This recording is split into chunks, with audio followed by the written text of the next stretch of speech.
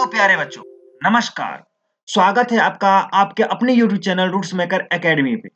प्यारे बच्चों, हम इस सीरीज में 20 क्वेश्चन ऑब्जेक्टिव जो कि बोर्ड के लिए इम्पोर्टेंट है, उसका कंसेप्ट और सॉल्यूशन सीखते हैं। तो आइए हम लोग आज 61 नंबर क्वेश्चन से स्टार्ट करेंगे। इससे पीछे का क्वेश्चन कर चुके हैं, आपको प्लेलिस्ट में जाकर मिल जाएगा, आप देख लेना। ठीक है, आइए क्वेश्चन नंबर 61 जो है, यदि a बराबर 30 डिग्री और b बराबर 60 डिग्री हो तो इसका वैल्यू क्या होगा। तो आओ पहले सॉल्व करते हैं। तो साइन है, a का वैल्यू है आपका 30 डिग्री, तो आप दोगे 30 डिग्री, है ना। फिर है कॉस b, तो गुने में कॉस b का वैल्यू कितना है 60 डिग्री, तो 60 डिग्री दोगे। प्लस कॉस a का वैल्यू क्या है, तो a का वैल्यू 30 डिग्री, तो फिर लिखोगे कॉस 30 डिग्री। ठीक है, गुने साइन बी है और बी का वैल्यू क्या है, बी का वैल्यू 60 डिग्री है। आपको यहाँ वैल्यू याद होना चाहिए, साइन 30 का मान होना होगा 1/2, ये याद होना चाहिए। ठीक है, कॉस 60 का वैल्यू होता है 1/2, प्लस कॉस 30 का वैल्यू होता है √3/2, गुने साइन 60 का वैल्यू होता है √3/2। इसको सॉल्व करोगे तो 1/4 आ जाएगा, प्लस √3 गुना होकर 3 हो जाएगा और दो दो ना 4 हो जाएगा। दोनों का एलसीएम करोगे तो 4 का लघुत्तम 4 और 1 + 3 जो कि ऊपर भी क्या आ जाएगा 4/4, कट कर क्या आ जाएगा 1, जो कि ऑप्शन नंबर बी करेक्ट है। आई होप आपको समझ में आ रहा होगा अच्छे से। आइए नेक्स्ट नंबर क्वेश्चन 62 कर। 62 है, यदि ओ 0,0 मूल बिंदु हो और P के नियामक -3, -4 हो तो OP की दूरी याद कर रख, मतलब याद होना चाहिए दोस्तों कि अगर मूल बिंदु से किसी का दूरी पूछे तो सीधा सीधा होता है x² + y²। x किसको बोलेंगे, इसको बोलेंगे, y किसको बोलेंगे, इसको बोलेंगे। तो OP का वैल्यू हो जाएगा x-3 का स्क्वायर हो जाएगा, प्लस y के जगह पे -4 हो जाएगा उसका स्क्वायर। 3 का स्क्वायर माइनस माइनस प्लस हो जाएगा, 3 का स्क्वायर 9 होता है, -4 का स्क्वायर 16 होता है। 9 16 ऐड होकर क्या होगा 25। 25 किसका वर्ग होता है 5 का, जो कि ऑप्शन नंबर आपका सी करेक्ट है। आओ क्वेश्चन नंबर 63 करते हैं। देखो, x अक्ष पर किसी बिंदु के निर्देशांक का रूप होता है। देखो x अक्ष पे कोई भी होगा तो x वाला तो होगा, लेकिन y वाला क्या हो जाएगा 0। तो x अक्ष पे किसी बिंदु का निर्देशांक होगा x, 0, जो कि ऑप्शन नंबर ए है। Question number 64। क्वेश्चन नंबर 64 देखो क्या है, तो 10 साइन 60 डिग्री, तो 10 गुने साइन 60 का वैल्यू होता है √3/2। ठीक है, और ये कटेगा तो 5, 0, तो इसको हम ढंग से लिखेंगे तो ये हो जाएगा 5√3, 0। समझे, ये होता है x1, y1। ठीक है, ये होगा x2। अब ये है तुम्हारा, इसको सॉल्व करोगे तो 10 गुने साइन 30 का वैल्यू होता है 1/2, ये कट जाएगा 5, तो इसका होगा 0,5। ये मान लो x2 हो जाएगा और ये y2 हो जाएगा। अब तुम्हें बीच की दूरी पूछा गया है, तो दो निर्देशांक के बीच की दूरी होता है, मान लो AB है तो रूट अंडर क्या होता है, फॉर्मूला याद होगा x1 - x2 का whole square plus y1 - y2 का होल स्क्वायर। ठीक है, ये चीज आप अंदर भी कर सकते थे, इसीलिए मैंने बाहर कर लिया। पहला का कोऑर्डिनेट x1 है 5√3 माइनस x2 है आपका 0, तो 0 का होल स्क्वायर। समझे, प्लस y1 क्या है, तो y1 है आपका 0 माइनस 5 का स्क्वायर। ठीक है, अब देखो 5√3 में से 0 जाएगा तो 5√3 ही बचेगा और इसका होल स्क्वायर भी है। 0 में से -5 जाएगा तो -5 का होल स्क्वायर बचेगा। ठीक है, अब रूट अंडर है, अब देखो 5√3 का स्क्वायर करो तो 5 है 25 और 3 तो 75 आ जाएगा। क्लियर है, प्लस 5 का करोगे तो 5 25, 75 25 कितना होता है √100, 100 किसका वर्ग होता है तो 10 का। इसका ऑप्शन नंबर सी है 10। क्लियर है। और क्वेश्चन नंबर 65 65 करते हैं। ये आपका बहुत ही इंपॉर्टेंट है, कंसेप्ट समझो। यहाँ यदि किसी बिंदु इतना इतना और इतना संरेख हो, अगर 3 बिंदु संरेख है, संरेख मतलब एक ही लाइन पे, एक ही सरल रेखा पे है। मान लो इसको हम बोल लेते हैं ए, इसको बोल लेते हैं बी, इसको बोल लेते हैं सी। तो ये ए कॉमा बी कॉमा सी तीनों एक ही रेखा पर होगा। जब तीनों एक ही रेखा पे होगा तो क्या ये त्रिभुज बना पाएगा? तो आप बोलोगे कि भाई त्रिभुज बनने के लिए तीनों अलग अलग डायरेक्शन, अलग अलग रेखा पर होना चाहिए या ठीक है, तब जाकर त्रिभुज। तो ये एक रेखा पर होगा तो त्रिभुज नहीं बनेगा। इसका मतलब त्रिभुज का क्षेत्रफल 0 होता है। ये कंसेप्ट याद रखोगे। इसका मतलब हम बोल सकते हैं त्रिभुज ABC का क्षेत्रफल क्या होगा? 0 होगा। तो अब अगर हम ABC का क्षेत्रफल निकाल दें और 0 के इक्वल कर दें तो इससे क्वेश्चन सॉल्व हो जाएगा। तो अब त्रिभुज ABC का क्षेत्रफल निकालने का एक शॉर्टकट तरीका होता है। तो ए का कोऑर्डिनेट मान लो क्या है 0,0। हम इस कंसेप्ट का नाम रखे हैं, जहां से स्टार्ट करेंगे ए से स्टार्ट करेंगे तो यही पे खत्म करेंगे। तो ए के बाद बी होगा, सी होगा, फिर ए होगा। ठीक है, तो बी क्या है आपका? बी है आपका 1,0 कोऑर्डिनेट लिख रहे हैं। सी क्या है? सी है आपका x,y है। और फिर से ए आ गया तो ए 0,0 है। अब देखो क्या कंसेप्ट लगाने वाले हैं। तो ये क्या करोगे, ऊपर से नीचे की ओर क्रॉस गुना करते आओगे। 0 को 2 से गुना करोगे 0, 1 को y से गुना करोगे तो y, तो यहाँ लिख लेते हैं y।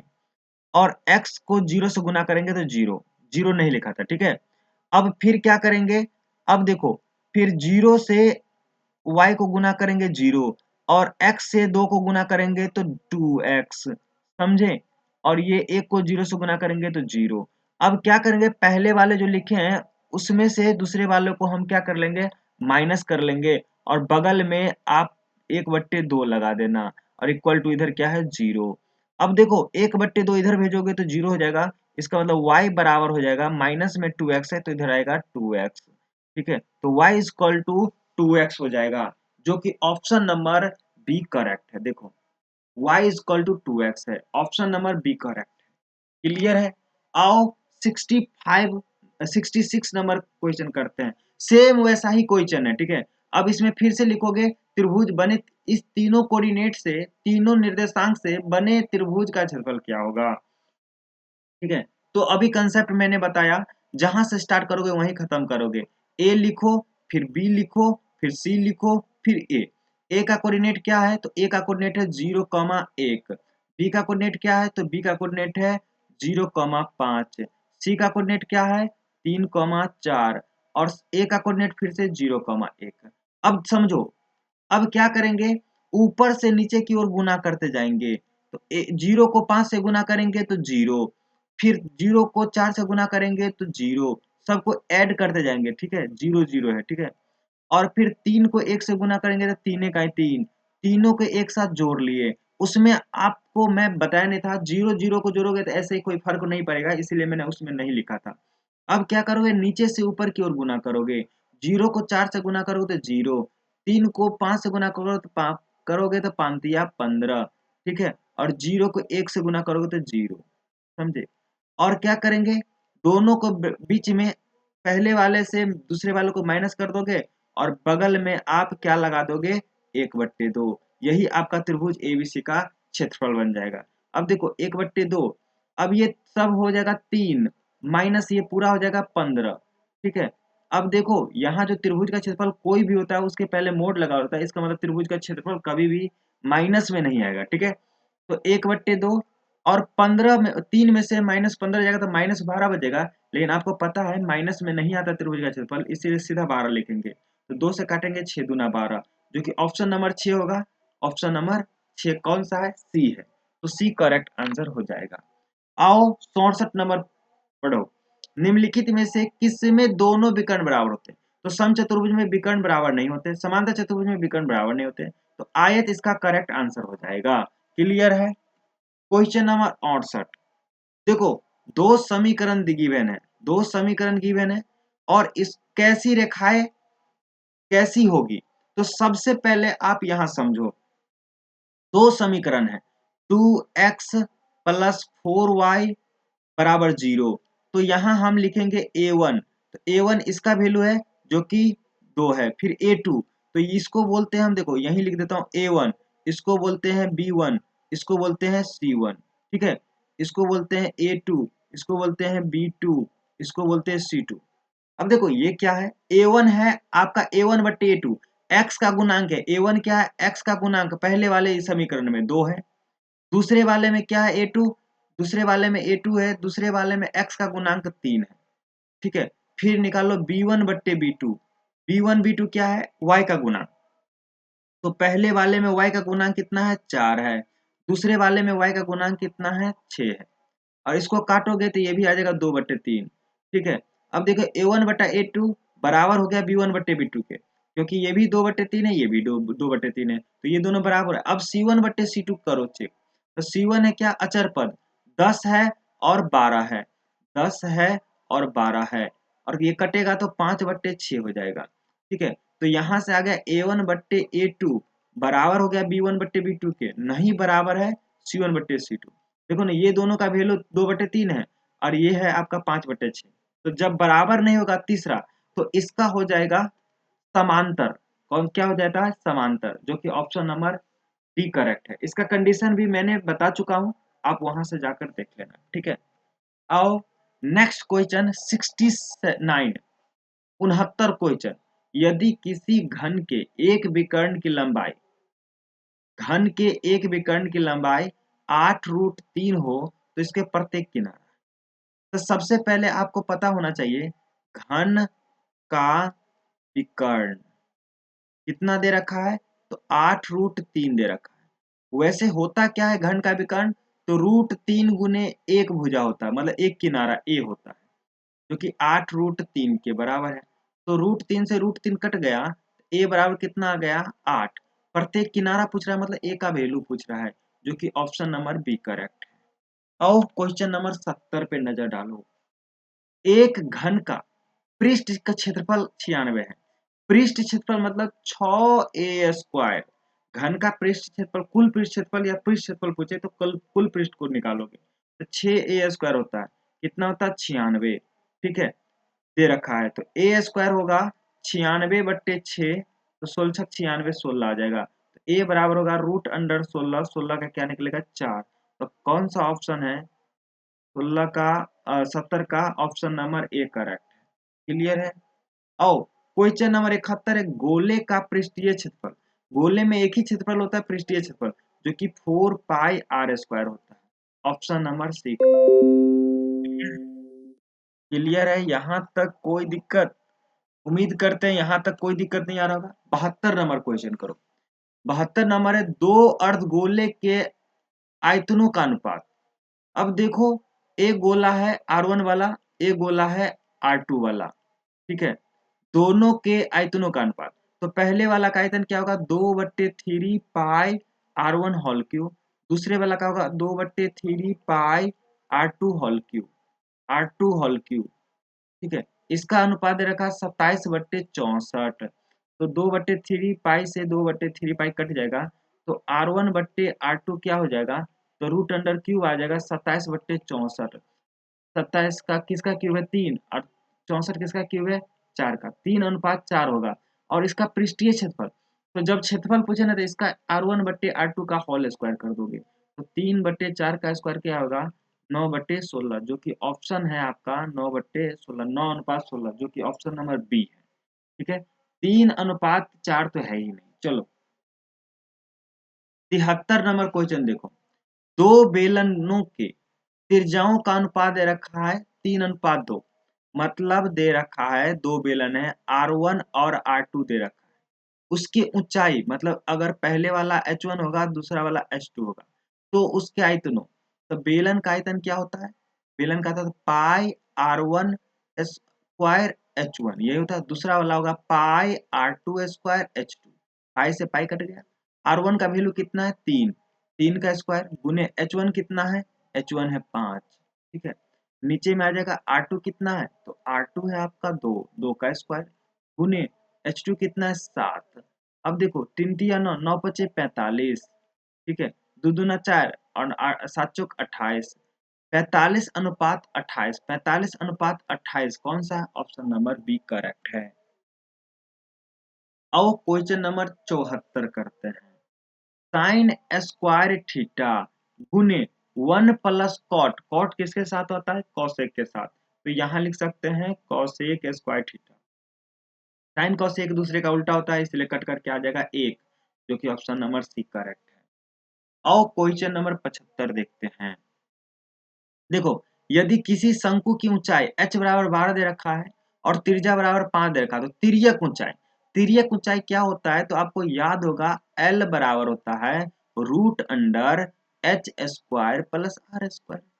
तो ऊंचाई कितना है, तो ऊंचाई है आपका 12, तो 12 का स्क्वायर प्लस r कितना है, त्रिज्या कितना है 5, तो 5 का स्क्वायर।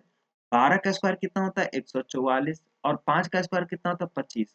144 का 125 69 होता है, 69 किसका वर्ग होता है 13 का, 13 मीटर, 13 मीटर कोई ऑप्शन है, ऑप्शन नंबर सी करेक्ट है। आओ क्वेश्चन नंबर 76 सीखते हैं, जानते हैं।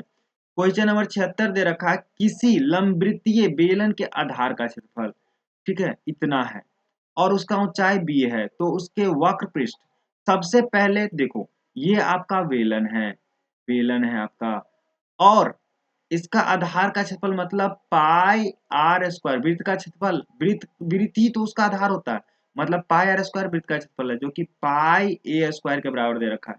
तो पाई से पाई कट गया तो आर बराबर हो गया रूट अंडर ए स्क्वायर, मतलब ए आ गया, और ऊंचाई मतलब एच बराबर दे रखा है बी।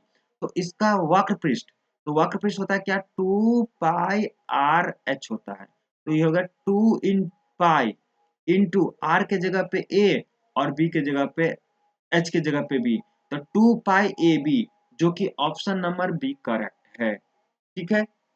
आओ question number next 77 number, 77 number देखो क्या है, यदि टेन एक्स टेन 45 कॉस 60 बराबर साइन 60 और कॉट 60, तो एक्स का वैल्यू, अब ध्यान से देखो, एक्स गुने टेन 45 का वैल्यू होता है 1, कॉस 45 कॉस 60 का वैल्यू होता है 1/2 बराबर साइन 60 का वैल्यू होता है √3/2 और कॉट 60 का वैल्यू होता है 1/√3। √3 से √3 कट गया, 2 से 2 कट गया, एक्स इक्वल टू कितना बचा 1, जो कि ऑप्शन नंबर सी का है। आओ क्वेश्चन नंबर 78 करते हैं।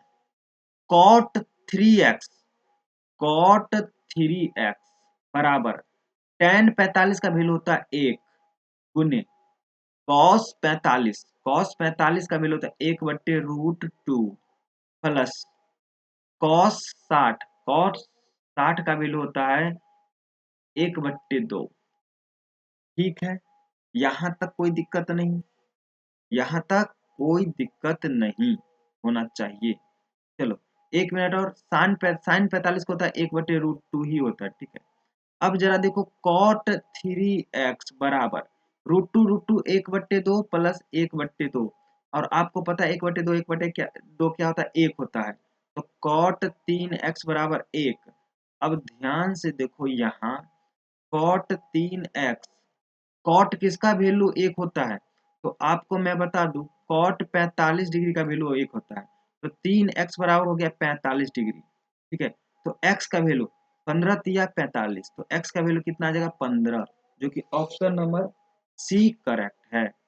आओ क्वेश्चन नंबर 69 करते हैं, 79 करते हैं, सॉरी 79।